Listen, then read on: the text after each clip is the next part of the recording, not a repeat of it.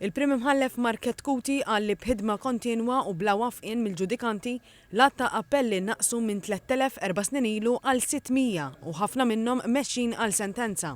Fid-diskors annwali fil-ftuħ ta' sena forensi, il-Prim Imħallef attribwixxa dan għal ħatra ta' żewġ imħalfin ġodda u emendi fil-liġi biex jitnaqqas id-dewmien. Esprimat tama li ma ddumx ma ssir realtà it-twaqqif tal-qorti kummerċjali għalli qed jittieħdu miżuri mill-Gvern biex tkun mamra f'binja għalija bitmexxija speċifika fejn tkun aktar effiċjenti u spalla għall-ekonomija tal-pajjiż.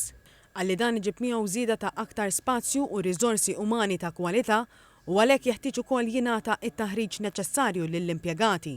Dwar il-qorti kriminali, il-Prim Imħallef qal li l-bini ta' awla oħra għal ġurijiet mhix biżżejjed għalli hemm il-fuq minn 150 ġuri pendenti u biż-żieda tal-ġurijiet id-dewmien biex jintemmu se jkompli jiżdied.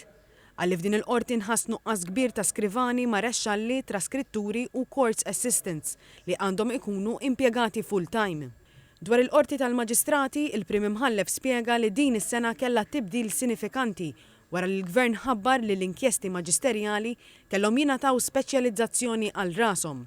Għalli dan l-iżvilupp seħħ u minn frar l-inkjesti antiki għaddew għand 4 maġistrati u magħhom ħadu l-inkjesti kollha ġodda.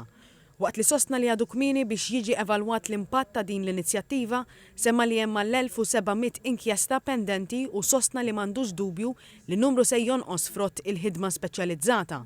Madankollu qal li minkejja li għaddiet sena, dawn il-maġistrati m'għandhomx spazju xieraq u impjegati permanenti magħhom biex jaqdu dmirijietom aħjar.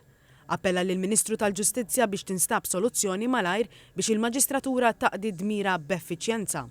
Dr. Ketkuti qal li 3 imħalfin li għandhom fuq spallihom il-qorti tal-familja għandhom qudiemhom volum kbir ta' xogħol. Tkellem dwar il-ħtieġa ta' titjib kbir fil-liġi tal-familja u sostna li għalkemm sar xogħol ta' rinnovar f'din il-qorti u żdiedet awla oħra ma' 2 preżenti, għalli jeħtieġ li jittieħdu miżuri biex il-binja tkun aktar sikura f'dawn ix-xilja ta' kawżi inkluż għall-ġudikanti infushom. Saħaq il-bżonn ta' dixxilpina fil-medjazzjoni biex ma tittawwalx bla bżonn. Wissa li jekk ma jsirx hekk mhux biss ser jiżdiedu ir-rikorsi iżda jwasslu għall-abbuż. Sostna li fil-qorti tal-familja jsir ħafna ġid u appella għal sostenn finanzjarju b'saħħtu biex jissewwew feriti personali u jinstabu soluzzjonijiet ġusti mistennija mis-soċjetà li tagħder u tifhem il-weġgħat tal-bniedem. Dwar il-qorti ta' Għawdex qal li hemm bżonn ta' intervent deċiż mill-amministrazzjoni tal-qrati u mill-Gvern biex tkun tista' tiffunzjona kif jixraq u appella biex tingħalaq il-kwistjoni dwar il-bini l-ġdid tal-qorti ta' Għawdex. Il-President tal-Kamra tal-Avukati Peter Fenek elenka numru ta' problemi fosthom dik tal-maġistrati inkwerenti li qal li għadhom mingħajr uffiċċji u bla deputati. Żied ukoll li teżisti l-problema ta' esperti f'materji aktar tekniċi li mhux qed jilħqu l-għan mistenni. Il-Kamra tal-Avukati proponiet lill Ministru tal-Ġustizzja biex fis-sena li ġejja jinħoloq kumitat sabiex jifli din il-problema.